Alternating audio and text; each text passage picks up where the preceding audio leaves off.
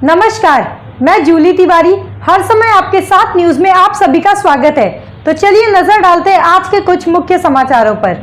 शाहपुर में महिला संवाद मेळावा, राष्ट्रवादी कांग्रेस पार्टी का बड़ा आयोजन। महिला सशक्तिकरण की दिशा में एक और कदम बढ़ाते हुए शाहपुर तालुका में राष्ट्रवादी कांग्रेस पार्टी द्वारा एक भव्य महिला संवाद मेळावा का आयोजन किया जा रहा है। इस मेळावे का मुख्य उद्देश्य ग्रामीण और शहरी महिलाओं को एक मंच पर लाकर उनकी समस्याओं पर चर्चा करना और उन्हें विकास की मुख्य धारा से जोड़ना है।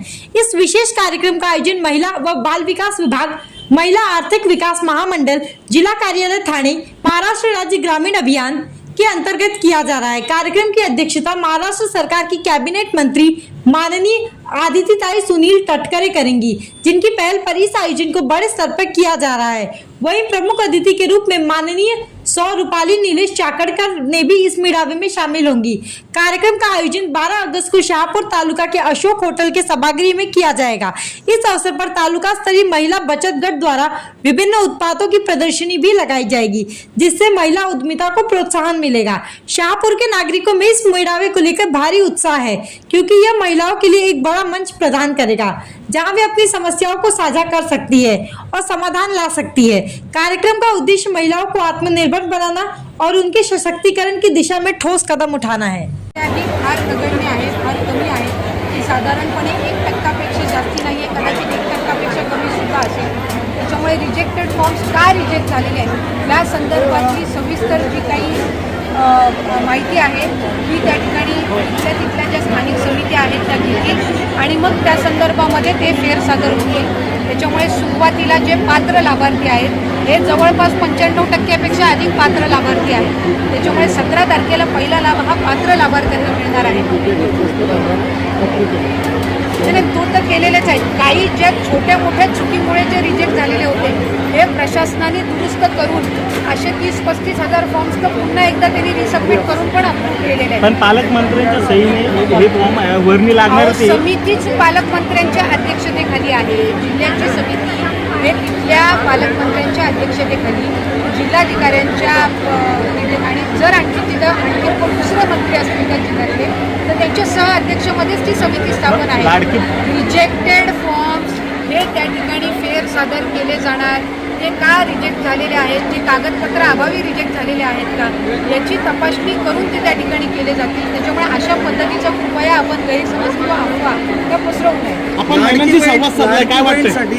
ट्रायल बेसिसवर सुरुवातीला ₹1 पाठवला जाणार आहे अशी पण माहिती मिळते। ते सत्य आहे एक गोष्ट आपण लक्षात घेतली पाहिजे की ज्या वेळेला इतक्या मोठ्या पद्धतीनं व्यापक योजना असते त्यावेळेला याचं ट्रायल काही प्रत्येक अकाउंटचं घेतलं जात असतं। हे सॅम्पल ट्रायल घेतलं जात असतं। त्याला चाचणी आपण जी प्राथमिक स्वरूपामध्ये ड्रायरन जे आपण म्हणतो त्याच्यामध्ये प्रत्येक पर्सेंटेज वाईज ते ड्रायरन घेतलं जात असतं आणि विभागामार्फत हे ड्रायरन किंवा ती चाचणी ही यशस्वीरित्या सुरू आहे।